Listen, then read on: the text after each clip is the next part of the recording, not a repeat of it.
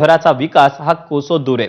राजकीय नेते एकमेकांवर आरोप प्रत्यारोपात मशगूल आहेत। मात्र निवडणुकांच्या पार्श्वभूमीवर सामाजिक प्रश्नावर आंदोलन करून सत्ताधारी प्रशासनाला धारेवर धरणारे सामाजिक कार्यकर्ते सक्रिय झालेत। त्यांना आगामी निवडणुकीबाबत काय वाटतं जाणून घेतले आमच्या प्रतिनिधीनं, पाहूया। करत आहेत गेल्या 25 वर्षापासून ते नगरपालिकेच्या आणि आता महानगरपालिकेच्या माध्यमातून वेगवेगळ्या भ्रष्टाचाराला त्यांनी वाचा फोडली आणि त्या ठिकाणी प्रशासन असेल सत्ताधारी असेल त्यांना जाब विचारण्याचा प्रयत्न केला। ही सगळी मंडळी आपल्या बरोबर आहे। देडकर साहेब, मी तुमच्यापासून सुरुवात करतो। थंडी आहे, तुम्ही चहा घेताय, काय वाटतं हे राजकीय घमासान कुठेतरी स्थिर प्रशासनाला करून नागरिकांच्या मूलभूत सोयी सुविधांचा पूर्तता करेल असे?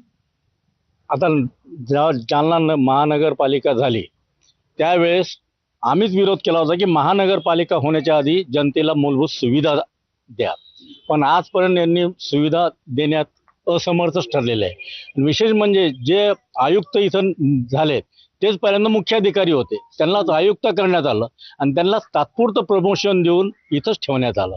हे एक आमच्या जालना नागरिकांचं दुर्दैव राहिलेलं आहे। आणि यामध्ये आमच्या इथं सक्षम अभियंता गेल्या 15 वर्षापासून नाहीये। नगर परिषद अभियंता नावाचे आमच्याकडे हेच नाहीये। जे आले त्यांना आपलं प्रमोशन दिले, बदल्या झाल्या, परत त्यांना इथं आणलं। त्यामुळे आमच्या रस्त्यांची इतकी दुरावस्था झालेली आहे, नाल्यांची दुरावस्था आहे। आज एवढा करोडो रुपये शासन पैसे देतं, सगळे म्हणतात आम्ही पैसे आणले, आम्ही पैसे आणले, गेले कुठे हा जनतेला प्रश्न पडतो। जालना शहरामध्ये महानगरपालिका होणे सुद्धा स्वच्छतेचे प्रश्न जशीचे तसेच आहे। पाण्याचे जे प्रश्न आपण जो बघतो तर सगळीकडे पाईपलाईन फुटलेली आहे, लाईटचे प्रश्न आहे, मोकाट कुत्र्यांचे प्रश्न आहे। परंतु ज्यावेळेस स्वतः जनता यावेळेस याच्यासाठी रस्त्यावर उतरायला पाहिजे।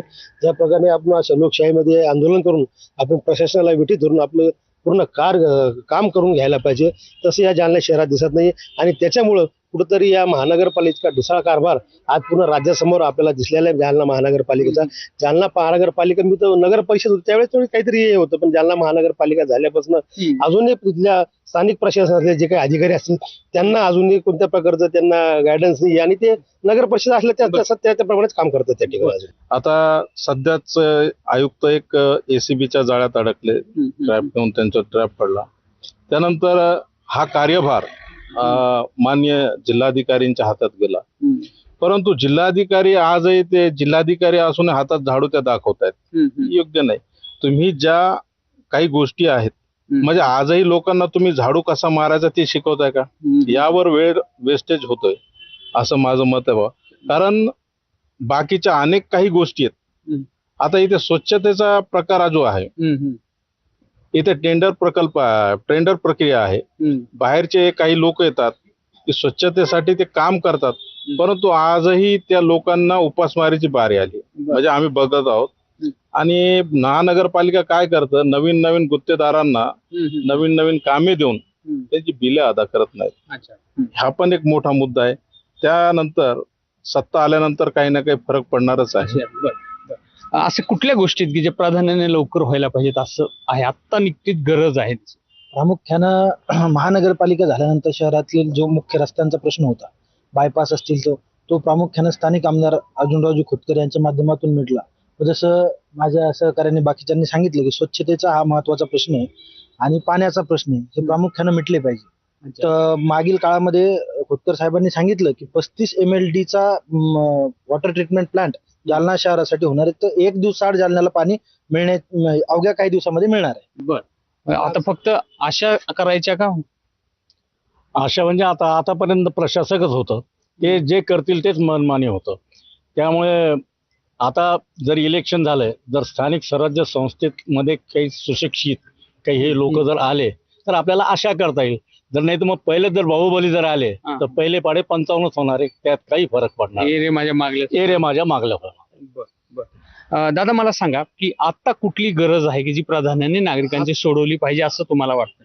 प्राधान्य नागरिकांची काही गरजा आहेत त्या सोडवण्यासाठी या महानगरपालिकेमध्ये आता तर सगळ्यात महत्वाचा एक विषय आहे की या ठिकाणी एक अनुभवी असे आयुक्त या ठिकाणी येणं गरजेचं आहे। आयुक्त तर इथे पाहिजेच आणि नवीन काही गोष्टी करण्यासाठी सुद्धा आयुक्तांची गरज आहे असं मला वाटतं। प्रशासन असतं, आता सत्ताधारी बसतील, सत्ताधारी तेवढी सक्षम असली पाहिजे की प्रशासनाकडून काम व्यवस्थित करून घेता पण आलं पाहिजे, काय वाटतं?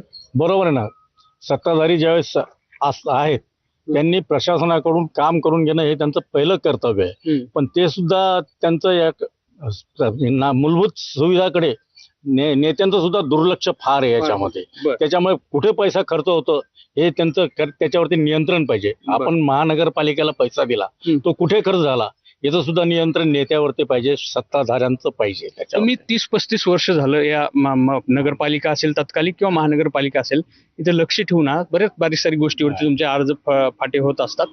आता काही सकारात्मक घडेल अशी आशा आहे तुम्हाला? जर हे जनतेवर अवलंबून आहे, जनतेने जर चांगले प्रतिनिधी दिले तर निश्चितच फरक पडेल त्याच्यामध्ये. नाही तर मग हे असंच चालत राहणार आहे, याच्यात काहीच फरक पडणार नाही. खरं तर सर ते शेवटी यांचा मुद्दा तोच आहे की जनतेनंच आता कुठेतरी चांगले प्रतिनिधी निवडून द्यायला हवेत आणि अर्थात जी आपण आशा आणि अपेक्षा व्यक्त करतो विकासाच्या बाबतीमध्ये ती कुठेतरी पूर्ण होताना दिसू शकते.